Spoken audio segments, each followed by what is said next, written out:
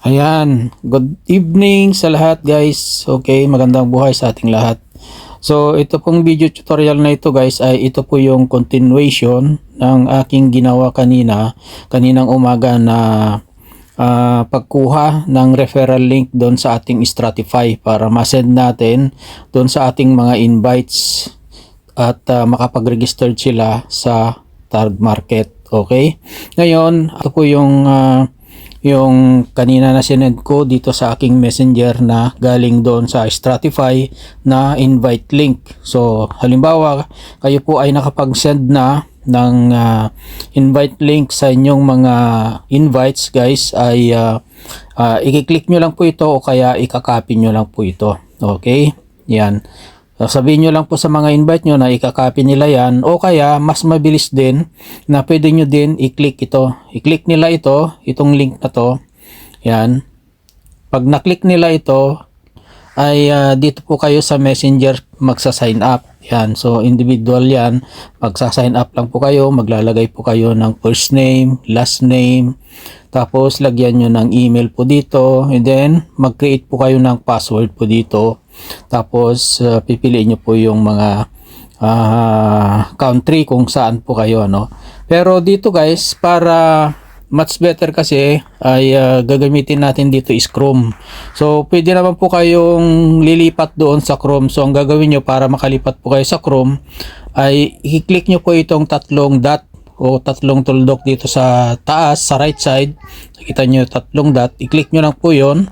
And then makikita nyo po dito lumabas yung mga option po dito, open and Chrome. Okay, so i-click nyo lang po yung open and Chrome. Yan. So automatic mapupunta po kayo sa Chrome guys. Okay, ayan. So dito pwede na po kayong mag-sign up po dito. Okay, ayan. So dito lalagyan lang po natin yung pangalan po dito guys. Okay, halimbawa ayan, then apelyido. Okay, and then lagay natin dito yung email. Okay, yun na lang po siya. And then mag-create po kayo ng password. Yan. O kaya ipipaste nyo po yung password, ganun.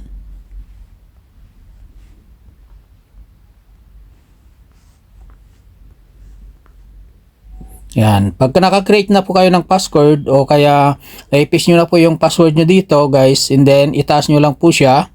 Okay. Then tapos dito pipiliin nyo lang po dito sa country kung saan po kayo bansa naroon. Okay. Yan. I-select nyo lang po yan. Then sa akin Spain. Yan. So lumabas po yung Spain. Click mo lang po yung Spain. Okay. And then pipiliin nyo din po yung cellphone number. Okay, yung cellphone number ng iyong ipaparegister. Kung sino yung mag-register, yung cellphone number niya. So ayan, papalitan nyo lang po din po yung area code. Okay, yan. Tapos ilalagay nyo na po yung cellphone number po dito. Ayan, cellphone number. Wait lang, hanapin ko lang. Hindi ko matandaan.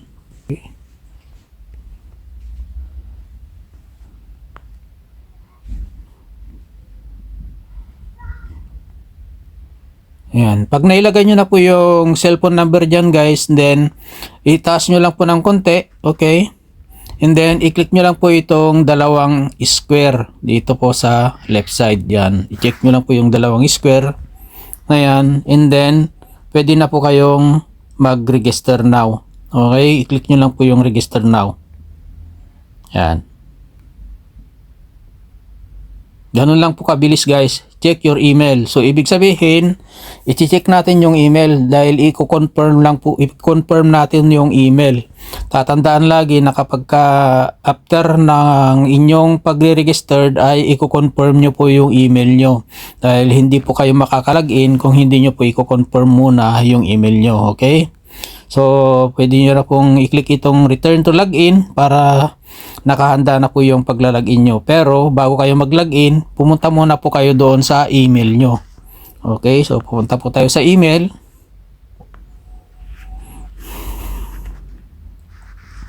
Yan. So, open lang po natin yung email na ginamit natin. So, nandito na siya. Notification, welcome Marlo. Sabi niya. So, dito. Yan guys. So, i-verify lang po natin. Verify your email. So, verify account. So, i-click lang po natin itong verify account. Ayan. So, ayan guys. Email verified. So, ibig sabihin na verified na yung kanyang email. Okay, ngayon continue to login.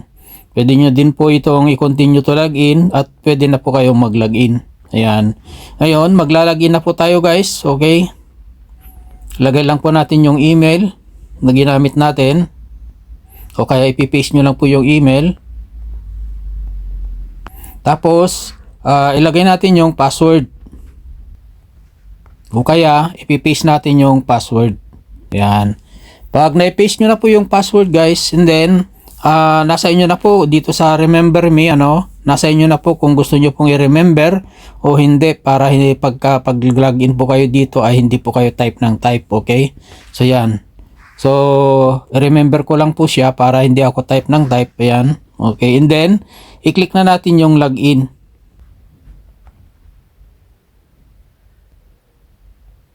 Ayun. Okay, so yan.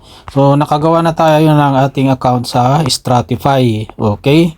Ngayon guys, para makapag-register po tayo sa Tag Market, itaas lang po natin dito guys.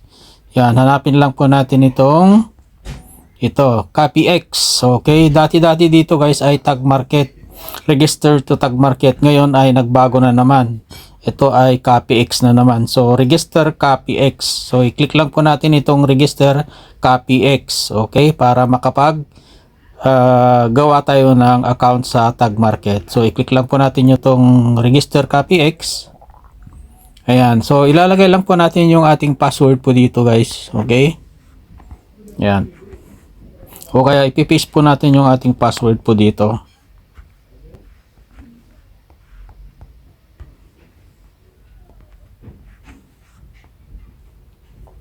Ayan, pag na-paste na natin yung ating password, okay? And then, dito nakikita nyo dito sa baba guys, sync account. Okay? Kailangan i-synchronize natin yung account natin para magparehas po yung ating username sa Stratify at saka dito sa Tag Market. Para yung mga invites po natin ay mapupunta po doon sa structure natin. Makikita natin sa ating mga structure. Kung hindi natin isi-synchronize yung ating account dito, ay lahat ng nagsasign up sa ating mga invites ay hindi natin makikita doon sa ating structure doon sa Stratify. Okay? Ngayon, i-click na natin itong sync account. Ayan. Yon, successful. Okay, kita nyo, successful na guys. Okay, synchronize, successful. So, i-click lang po natin itong bilog po dito na puti. I understand that I need to review my email and validate my password to finish the Tag Market activation. Okay, so i-click lang po natin itong bilog. I-check lang po natin yon, tapos i-close natin. And then, pagkatapos na may close natin, guys, pumunta ulit tayo sa ating email. Okay, i-verify natin ulit doon sa ating email. Ayan. Back lang natin dito. Ayan. So, nandito guys, Tag Market email validation. Okay, i-click lang po natin ito. Then, taas natin ito. I-confirm lang po natin itong email address para makapag-login po tayo sa ating account sa Tag Market. Okay? So, yan. I-click natin itong confirm email address. Yun. So, lumabas na po itong website ng Tag Market. Yan. So, hintayin lang po natin guys. Okay. Yun. So, success guys. Yung ating paglalabas ng ating Tag Market. Ayan. Okay. Account opening process. Okay.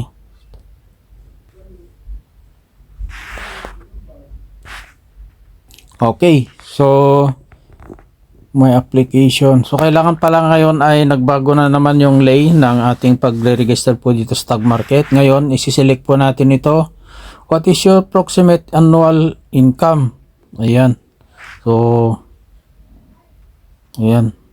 Pipili lang po tayo dito kung magkano po yung gusto natin na income. Ayan. Okay, and then sa pangalawa, i-select din natin ito.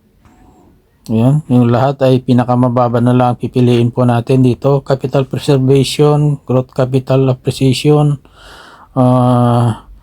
speculation high return, capital preservation, growth capital appreciation. Okay, yun natin dito. Tapos select yes. Ano ba yung financial information? Teka. Ito. Basahin natin muna. Less than financial information. Select growth. Do you understand that risk involved in trading forex CDC? Yes. Okay. Dito naman sa baba. How do you first hear about our platform? Search engine online. Social media, friends and family, other referral event, etc. Okay, ito po. Tapos, ilagay natin ito ay I'm full aware of the risks. Do not remind me again. Ayan, okay, then submit natin. Medyo nahihirapan kasi yung mata ko eh. Malabo na itong Ray-Ban ko. Ayan, so nakagawa na tayo guys ng ating account sa Tag Market. So ito na po. Ito na po yung ating account sa Tag Market. Okay. So yan, pwede natin i-click yung 4 lines doon sa baba ng tatlong tuldok o dot. Tapos makikita na natin itong dashboard, my profile, Tag Wallet, account, partner, support, my report, MetaTrader 5, useful tools, social trading, 12 times funded, Amplify, Academy, and CopyX. Okay, ngayon ay ang gagawin natin dito after tayo makagawa ng account natin sa Tag Market is download po tayo o mag-upload po tayo ng ating KYC o documents, ID documents. Punta lang po tayo dito sa my profile, okay, o kaya pwede kang pumunta po dito sa dito sa taas. Please complete your KYC verification in order to make a deposit. Upload documents. Pwede rin po i-click itong upload documents para automatic mapupunta ka doon sa pag-upload ng documents, guys. Okay? Yan. Pwede rin po kayo pumunta dito sa baba ng tatlong dot. Yan. I-click nyo lang po yung 4 lines and then pumunta po kayo dito sa my profile. Yan. Okay. So, automatic mapupunta po kayo dito. Then dito guys ay makikita nyo po dito yung email nyo verified na, yung password nyo verified na, then phone, tapos upload documents validate pa, and then term and condition. So i-click nyo muna itong term and condition. Okay, click nyo yan. Tapos i-check lang po natin itong tatlong square na maliliit na yan, and then save. Click nyo yung save. Yan. Tapos i-refresh nyo lang po siya. Okay. Yan, tapos tignan nyo ulit. Yan, so yung term and condition verified na rin. So ngayon, ang gagawin nyo lang dito is mag-upload na kayo ng documents nyo. I-click nyo lang po itong upload documents.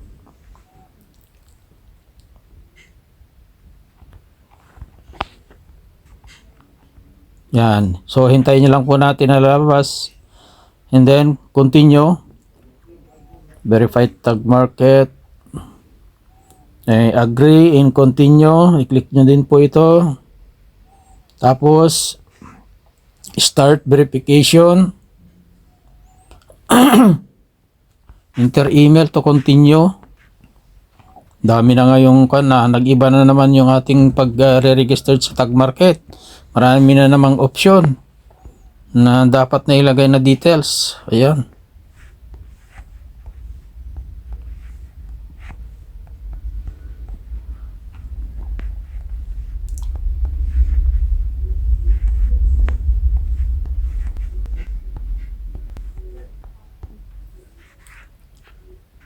Ayan, go. Start verification. Okay, so pag nailagay na natin yung email natin, click na natin itong start verification.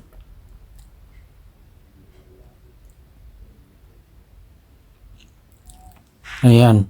Okay, so meron pa ano dito code sa email. Kailangan natin kuhanin yung ating code sa email. Yan, balik po tayo sa email. Ito yung code. Copy lang po natin yung code. Nako, ang dami na palang process nito ngayon.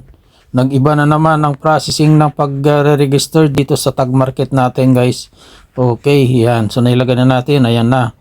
Okay, and then click natin itong I consent to the processing of biometric. Yan, then create my account now. Create my account. Then continue verification ulit. Continue verification. Yan, tapos ito na. Maraming proseso na ngayon, guys, ang pagre-register sa tag market. Ayan, spin, tapos mag-upload tayo ng ID card. Then continue. Yan, tapos continue. Allow while visiting the site.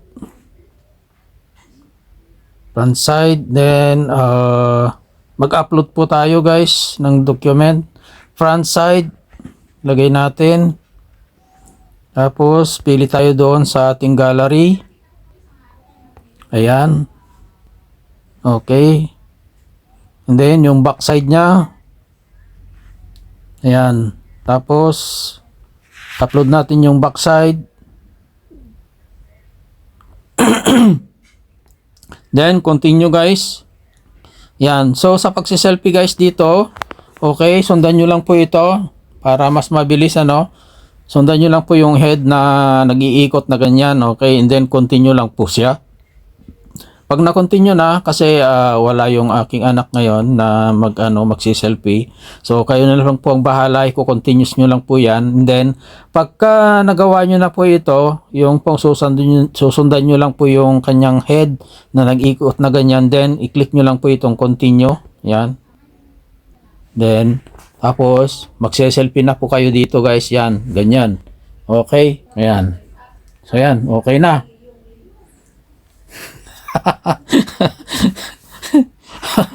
Unfortunately, couldn't verify you dahil hindi naman po ako, hindi ko naman pangalan po yun. So ganun lang pong gagawin nyo, guys. Pagkatapos nun, automatic yan na mag-success na po yung